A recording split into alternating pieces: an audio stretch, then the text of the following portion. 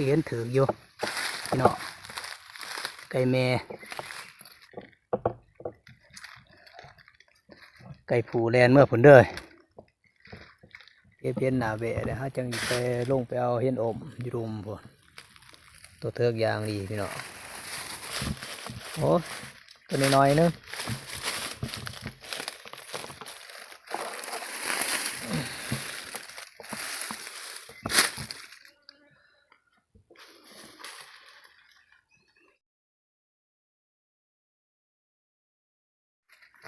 จะไปดูดน้ำกันบนบ่วงเฮาพุ่นนะพี่ๆน้องๆสบายดีพี่ๆน้องๆทุกคนมื้อนี้ได้ผ่านเฮาสิขึ้นผู้ไปผู้เดียวไปหาหล่อยามบ่วงคือเก่าหันละคันเฮายามบ่วงบ่ได้เฮาสิหาหล่อพกถ้าพกสัตว์กินหมากไม้จังมาดูดน้ำกันพี่น้องมื้อนี้เฮาสิขี่รถนี่ล่ะไปจนหอดตีนผู้พุ่นละโดดเฮา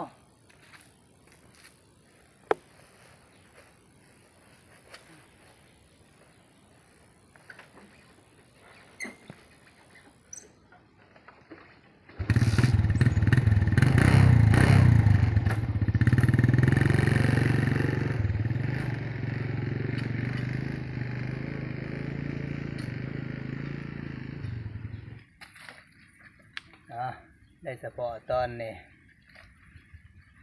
เวลากับ11 โมงละเอาขึ้นมาเอาหล่อยาม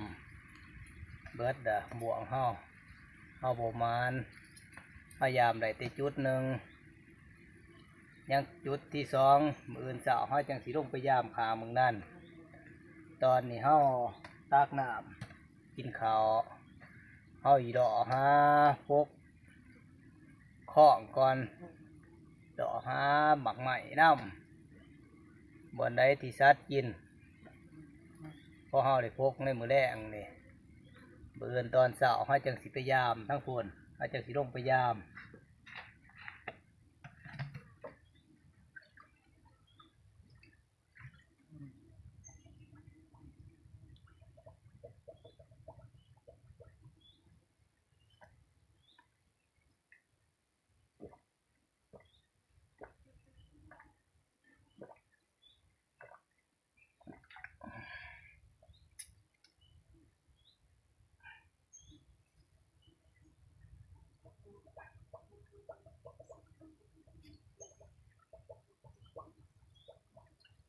รอแต่เช้าจนหอดเพลนยังบ่ทันมีอิหยังลูกหนูปูปีกเว้นบินผ่านกินข้าวเดี๋ยวเขาจะสิรอต่อในตอนนี้ก็3 โมงนะพี่น้องนายผ่านเฮาได้นั่งก่อยไก่แดนมา2 ตัวนายผ่านเฮาจัดจ้ามันสิถือบ่ถือไปเบิ่งไปส้มน้ำกันพี่น้องคือจังดีนอยู่หัน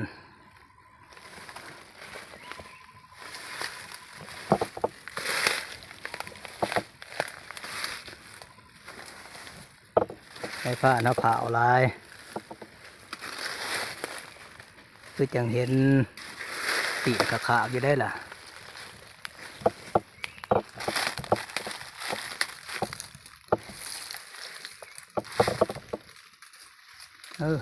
คือจะเห็นถืออยู่พี่น้องไก่แม่ตอนในผ้าเขาจัดโปรจักไก่แม่ไก่ผูเพราะว่า2 ตัวมันมา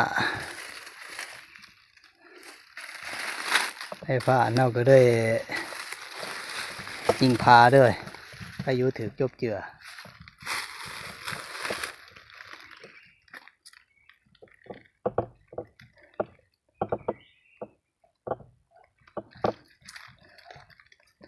ไก่ผูแลนเมื่อผลเด้อ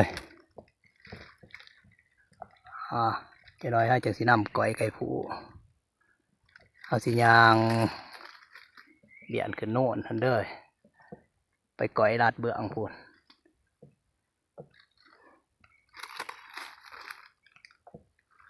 เอาจังสิดอกเมื่อคนเด้อหลังจากก่อยไก่แล้วดอกบงข้องซ้ายนั่นพอดีแจงมาตอนเช้าเขาจังสิลงยามบวงเฮามันจังไก่บวงเฮาแน่ทั้งเบื้องนั่นจังดุดน้ำกันพี่ๆน้องๆเฮาตอนนี้ทางเฮาต่อหาคลองจนคำจนเมื่อนี่ก็6 โมงละเอามาเพาะมาพานเจาะนี่แต่ว่ามันเบิดแล้วแต่ว่าสัตว์เขากินอยู่พี่น้องเลยเพราะว่าสัตว์เขามากินได้มันตัวซุ่มมันโดนเอาสิจำเป็นพกกันละขนาดสิดอกไปต่อมันคำล่ะแต่ว่าเฮาสิในบริเวณนี้เฮาสิโกโก้บ้านเจาะนี่แหละคลองสัตว์เขามาจุดแปนเบิดพี่น้องเลยแต่ว่าเฮาสิลองโพกเบิงหมากไม้มันโดนเบิดแล้วละมันเบิดในต้นเอาแค่ดูสูงเติบพี่น้อง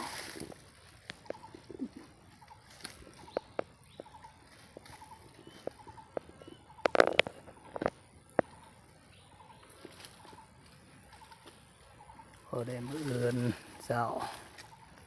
เอาจังสิลงดอกยามบวกเฮาอย่างนี้บวกเฮายัง7-8 ลัง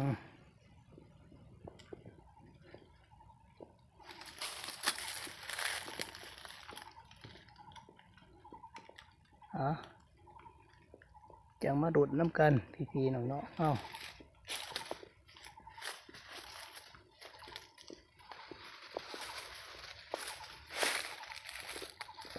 อันเฮามาเพาะตอนมันกำลังสุกคักเลยเว้ยพี่น้องเลยต้นดำลำมันก็หวานจ่อย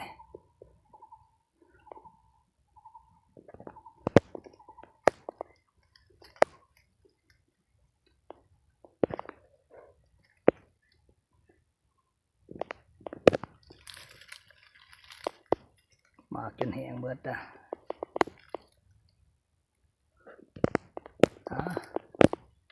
จะได้ก็เสียงเอาเนี่ยบอกว่าก็เอาสิดอกไปต่อคำเลยดิ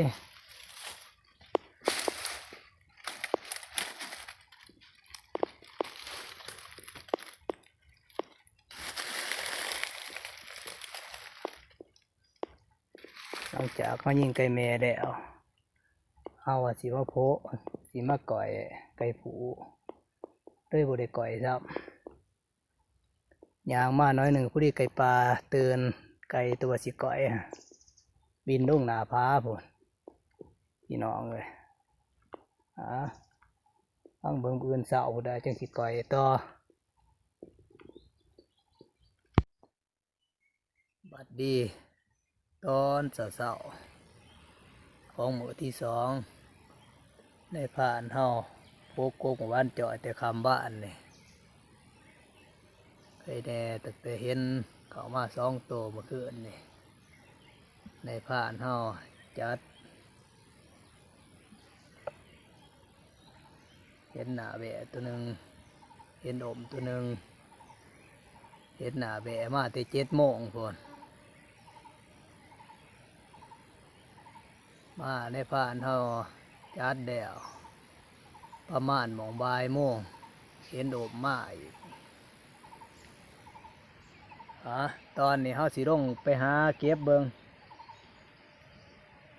เพราะว่ามันตกกับใกล้เติบพี่น้องเห็นหน้าแวะเฮาอันเดีพี่น้องเพราะว่าเพิ่นมาตั้งแต่พุ่นลงมาเลยเฮามาจัดอยู่บ่องนี่ไก่ละพี่น้องเดี๋ยวว่าเห็นอบมานำลำกุกเปื่อยอันเด้อ ว่ากุ้งไหมลม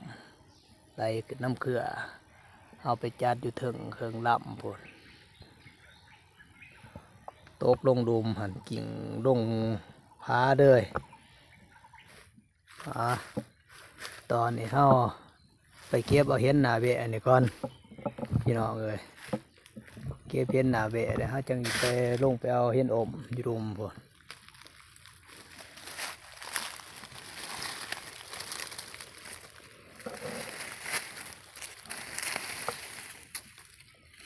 เห็นหนาเบะเขาตัวเทือกยางดีพี่น้อง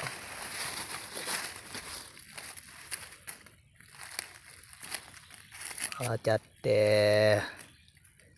หัวค่ำจะ7 โมงคน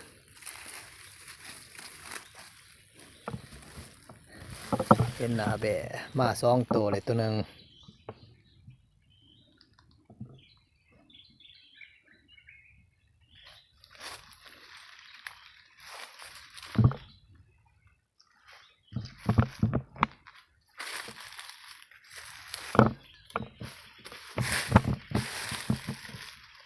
สิลงไปเพิ่งเห็นโอมอยู่รวมบัดนี้เพราะว่าตกลงซื้อหันกิ่งดงบนขอยพานี่เลยจากสิไปขางอยู่ไซ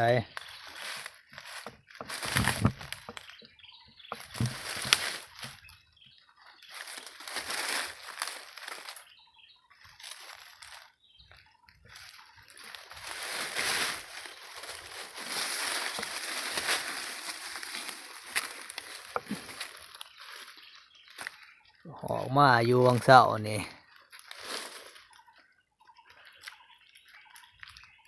ในผ่านปินหลังใส่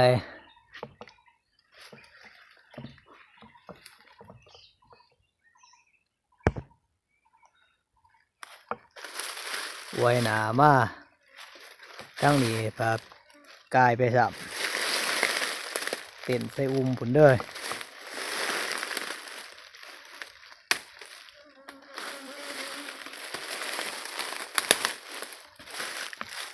คล้องซัดกับมาอยู่พี่น้องเลยมาฟัง3-4 วันขึ้นดังนี่แหละเพราะว่าหมากใหม่เฮามันเบิดกันคือสวงมันสุกหันคักกี่ดอกสัดใหญ่สัดหน่อยเขาเบิดเอาหังมาบ่ท่าน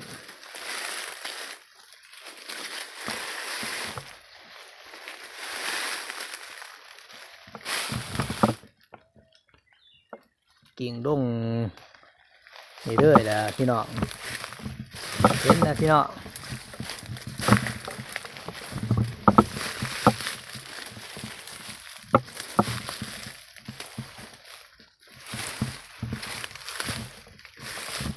โอ้ตัวนี้น้อยนึง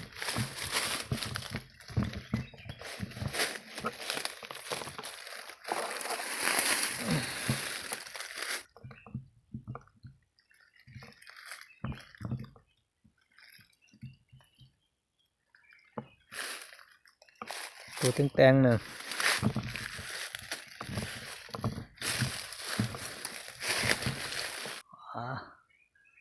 ตอนนี้ได้ผ่านเฮาสิไปขึ้นแก่อูวันนี้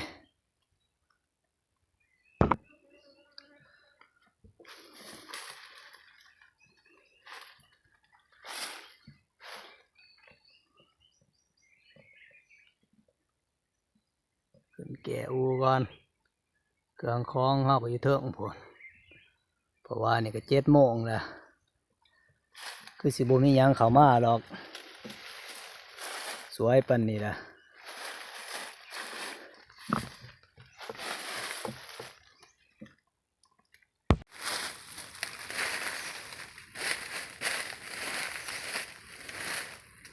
เนี่ยคล้องก่อนบัดนี้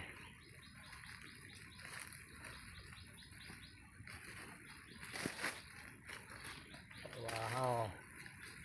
พบกกหมากใหม่บ่เต็มร้อยเพราะว่าบ่เต็มร้อยหมากใหม่เฮามันเบิดสัดใหญ่บ่เข้ามา ไม้เท่าไหร่ตั้งแต่80%80%มีตั้งแต่รัดน้อยๆเอามากิน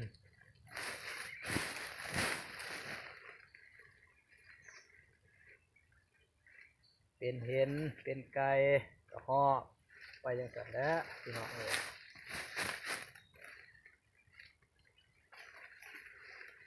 บัวแต่ข้องบัวแต่ก๊กหมากไม้ละคัดเต็มร้อยแมนบาซัดใหญ่กับเขา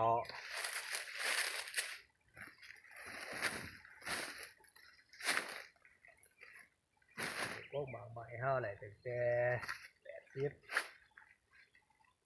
แต่แน่แต่โศกป่าสิ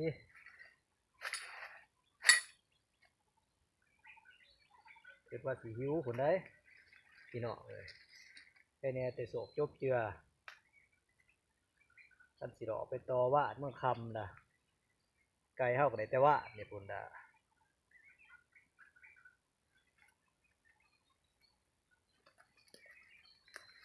อยากให้กินน่ะได้ไก่เท่านี่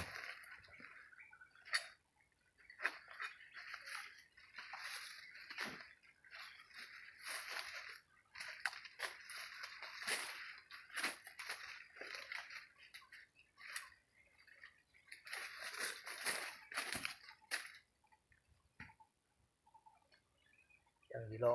ลงเด้อวันนี้พยายามบวกเอาปุ่นดาตั้ง7-8ลังอยู่รุมพุ่น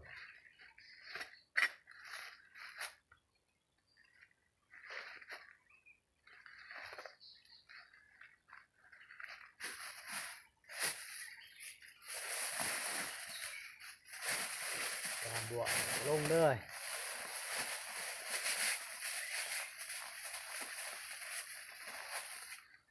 ไอ้เนี่ยแต่ว่าเอารถมาจอดใบที่ตีนผู้นี่เอาขึ้นมากสูงเติบ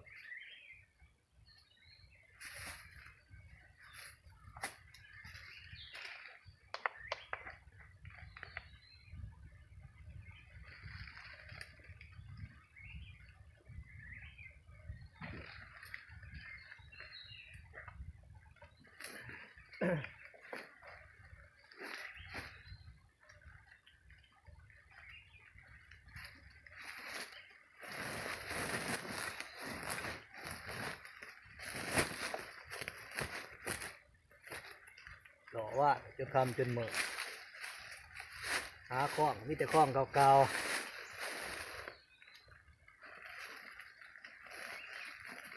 โอ้นมาเด้อจนมาหอดสิ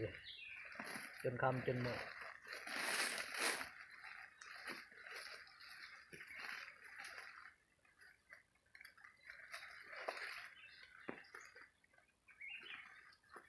นั่งเมื่อคืนโค้งวันเจาะไอ้ในฟ้านคือว่าสิบมี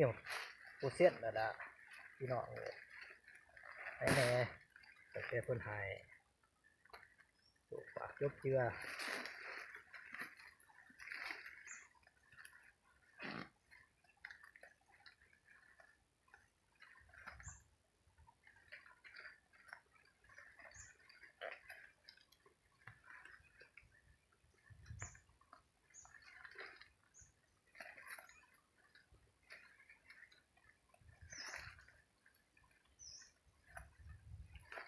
หมัดยากอย่างจะไปดูน้ำกันบอลบ่วงเข้าผุนนะพี่น้องๆตอนนี้เขาก็มาหอดมองสีร่งพ้าล่ะพี่น้องเสือเข้าที่เข้าจองดกสูงเติบพี่น้องเพราะว่าเขาลงยิดผ่านนี่เดี๋ยวเขาก็ลงตามพโนนนี่ยังบุกไก่หรอกบนบ่วงเขาบนปลาเขียวๆผุนนะพี่น้อง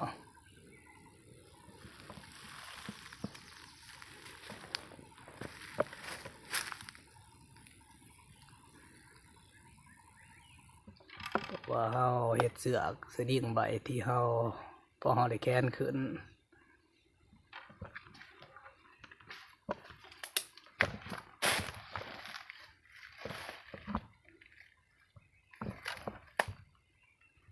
บนผานี่ก็สูงเติบ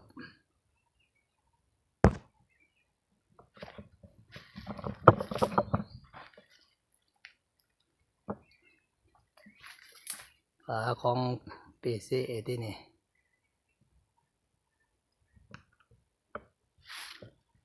ทางเขาก็ลงไปตามมันเลยจะคอยดีเอาไปตามซ้ายโน่น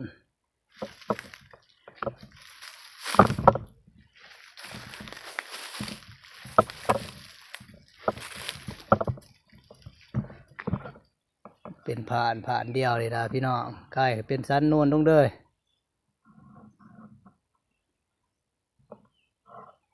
ยามบ่วงแท้นี่แหละก็ลงไปหารถผมนะใครแน่ที่ขี่รถมาจอดไว้ตีนผู้พ่อบ่ได้เมื่อยแน่กันคือแต่กี่สวงคนรถมาบ่หอนโอ้ยพี่น้องเลย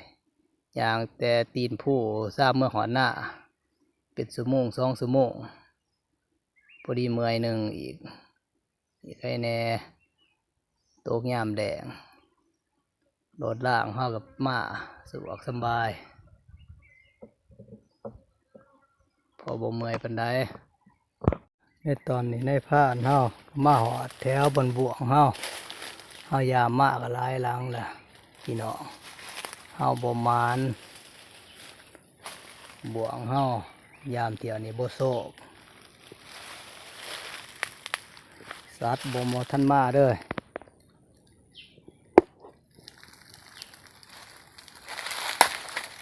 บ่ลันพ่อหลัง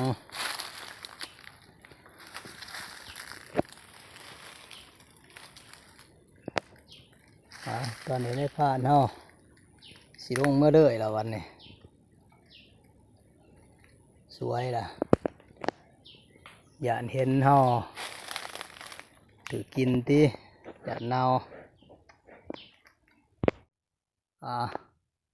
ตอนนี้ได้ผ่านเฮา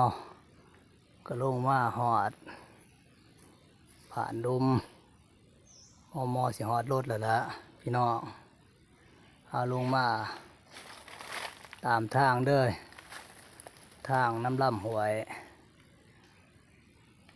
เอามาเพาะหมากใหม่สุกพี่น้องหมากใหม่กำลังเยือนสุกนี่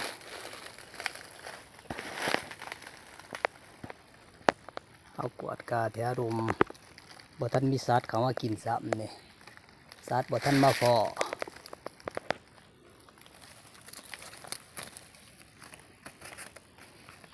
ฟังเบิง2-3 วันในผ่านจากสีมาเจาะเบิงเพราะว่าหมักใหม่นี่ตำๆหนึ่งพี่น้องเอ้ยเฮาพกก็ง่าย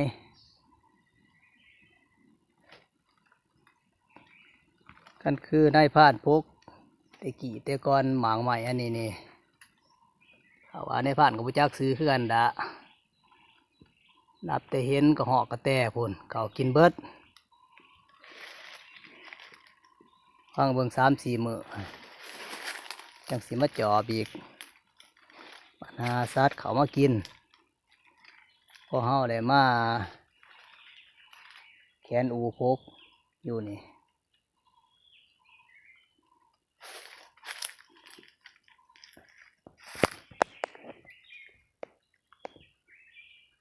ก็หอกกระแตก็มาง่ายพี่น้องมาน้ำเขื่อนี่ดอนนี่บริไตลงมาใส่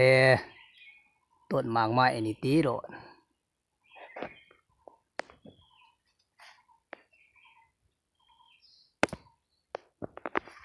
ตะกินแซ่บพี่น้องเลย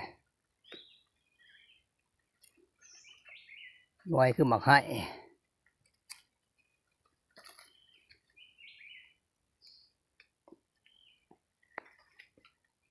โกกมันบัวใหญ่ดอกพี่น้องนี่โกกขาวๆนี่ตอนนี้เฮาลงมาหอดินเพียงหอดโดดเฮาเด้อเฮาลงมาตั้งแต่หมองเฮาพกเฮาลงมาตั้งแต่7 โมงปลายเฮาแวะมายามบ่วงเฮาพอดี2 ชั่วโมง2-3 ชั่วโมงพุ่นละ นี่ก็10 โมงละพี่น้องก่อนเดินขอขอบมุกขอบใจพี่ๆน้องๆเฮาทุกคนเพราะว่าแต่สิอยู่ไกลหรืออยู่ไกลที่เขามาหาเบิงหับส้มเป็นแห้งจิตแห้งใจสำหรับมื้อนี้ได้ผ้าอันเฮาขอลาพี่ๆน้องๆไปก่อนมื้อหน้าจังมาลุ้นกันต่ออีก